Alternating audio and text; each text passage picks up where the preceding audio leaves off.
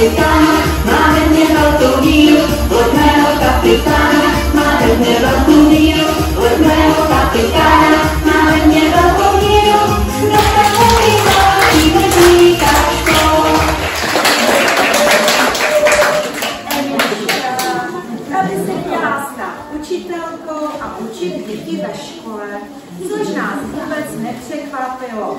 Je totiž upovídaná, veselá a zdatná organizátorka, která má přehled o všem a o každém. Nejraději má plišáčka Miňánka a Markatou opravdovou kočičku. A co o Emince řekli děti? Že umí hodně rychle běhat, že se umí přetahovat lanem. Ano, ve školce v přírodě zdolala všechny naše chlapce. Že má hezký obličej a vlasy. Že ve školce v přírodě vytáhla sama velký kořen a stala se tak královnou. Jo, to jsem já. Že je hodná, ale někdy zlobí kluky, protože je chce pořád posínkovat.